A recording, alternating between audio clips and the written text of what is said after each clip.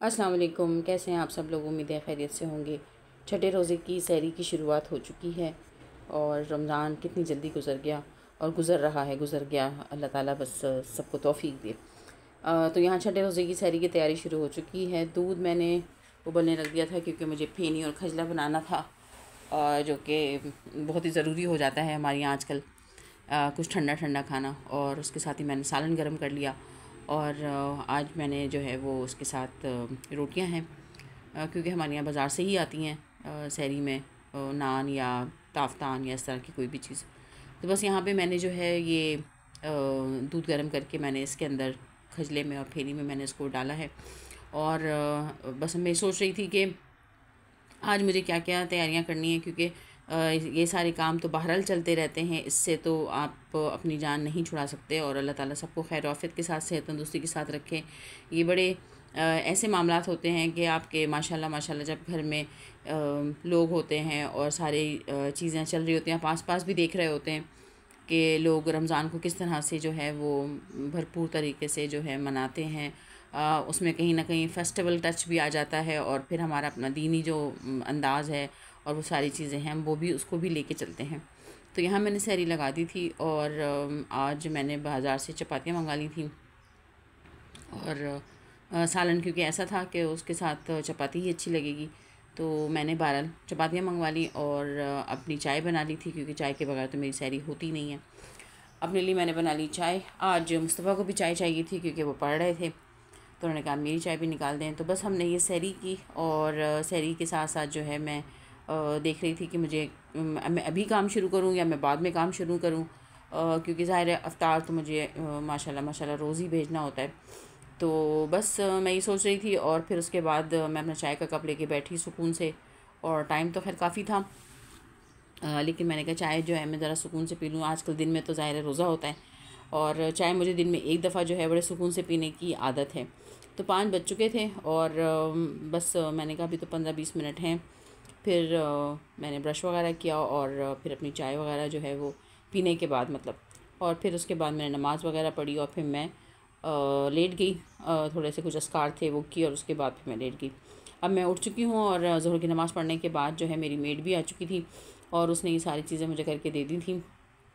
और फिर मैंने सोचा कि मैं क्या खाना सबसे इम्पोर्टेंट था कि खाना क्या बनाया जाए। और मुस्तफ़ा की बहुत दिन से फरमाइश थी कि आप वो बिरयानी बना लें, तो मैं वेट कर रही थी कि मरियम आ जाए, मगर खैर मैंने कहा अच्छा चलें ठीक है। मैंने कहा मैं इंतहाई झटपट वाली बिरयानी बना लेती हूँ। तो उन्होंने कहा आप जैसे ही बना लें, लेकिन आज आप बिरयानी बना लें। मैंने कहा ओके।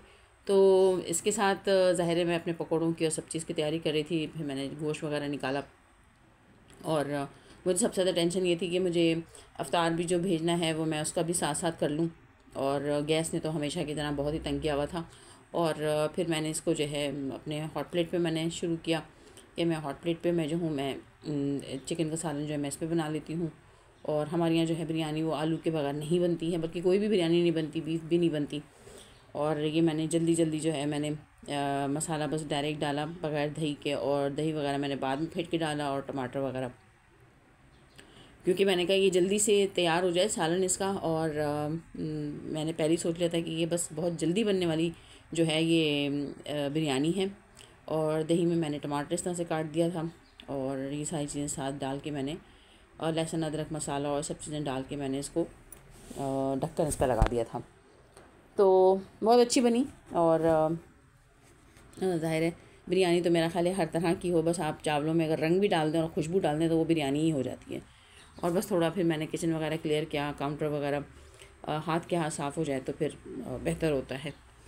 तो ये सारी चीज़ें चलती रहीं, और फिर मैं ये देख रही थी कि फ्रूट चाट वगैरह और बाकी चीज़ें जो थी मैं उनको मैं रेडी कर लूँगी। यहाँ सालन भी तकरीबन ऑलमोस्ट मेरा डन हो गया था, और मुझे बस ये था कि मैं बिरयानी वगैरह की जो मतलब बाकी चीज़ें हैं वो भी मैं धनिया पुदीना वगैरह जो मुझे धो के रखना है वो भी मैं सब साथ ही साथ कर लूँ। तो फिर ये सारी चीज़ें चलती रही मेरी, और फिर फ्रूट चाट वगैरह बन गया था। और फिर मैंने सोचा कि मुझे याद नहीं आ रहा था कि मैंने बिल्डिंग में किस किस के जो है वो खाना भेज दिया है और अफ्तार भेज दिया है। तो फिर मुझे याद आया कि बस अब कुछ ही घर रह गए हैं, और इंशाल्लाह बस उनके अभी आज भेज देना है। तो फिर इंशाल्लाह फिर हम नेक्स्ट स्टे में इंशाल्लाह हम प्रॉपर खाने का एहतमाम करेंगे। और बस आलू के पकौड़े बनाने थे मुझे, और आलू के पकौड़ों के साथ साथ जो है वो मैं देख रही थी, बाकी चीज़ों की तैयारी कर रही थी मैं। और क्योंकि चीज़ें जो सामने नज़र आ रही होती हैं, बिहाइंड द सीन जिसे कहते हैं ना, कि बहुत कुछ चल रहा होता है। तो इसी तरीके से मेरे साथ भी चल रहा था कि मैंने बस वो बूंदियाँ भी मैंने बना ली थी और बिरयानी को मैंने साथ ही जो है वो दम लगा दिया था। और ये काम भी मेरा साथ ही साथ चल रहा था। और पकौड़े भी मैंने तलने के लिए रख दिए थे और बिरयानी जो है मैंने तय लगा के जो है वो दम के लिए रख दी थी। मैंने कहा बस अब थोड़ी देर में मैं जो है इसे प्रॉपर जो है मैं इसे तवे पे रख दूँगी ताकि ये उस वक्त जो है बिल्कुल गरम गरम रहे। आजकल गैस जो है वो बहुत जल्दी चली जाती है, तो बड़ा मसला होता है। वाइट चने भी मुझे बनाने थे क्योंकि मुझे अफ्तार भेजना था, तो काले चने और सफ़ेद चने मैंने दोनों बनाए। और साथ ही फिर मैं भूल गई थी आज शरबत बनाना। फिर जल्दी से मैंने जो है वो शरबत मैंने घोला और उसको फिर घोल के मैंने रखा। और मैं बेचारी मेड मेरी जो थी वो परेशान हो रही थी, कहती बाजी मैं कर लेती हूँ। मैंने कहा नहीं नहीं, आप छोड़ दें, आप बाकी चीज़ें देख लें, मैं देख लूँगी, कोई मसला नहीं है। तो बस ये सब किया और फिर उसके बाद जो है वो अफ्तार का टाइम बस हो ही गया था और मुझे अफ्तार जो भेजना था वो मैंने लगा दिया था। और उसके साथ मैंने ट्रेज़ वगैरह भी सेट कर दी थी, टेबल भी सेट कर दी थी मेड ने मेरी। और बाकी चीज़ें थी। सबसे ज़रूरी चीज़ जो होती है वो यही होती है कि टाइम से पहले जो है आप अफ्तार वगैरह जो है वो भेज दें तो ज़्यादा अच्छा होता है, ताकि दूसरे आदमी को भी ज़रा तसल्ली रहती है। उस वक्त काम बहुत होते हैं, आप कोई दरवाजे पे लेके खड़ा है कि जी बर्तन चाहिए, ये चाहिए, वो चाहिए। अमूमन यही होता है कि आप अफ्तार वगैरह कहीं भेजें तो फिर बड़े मसले मसाइल होते हैं।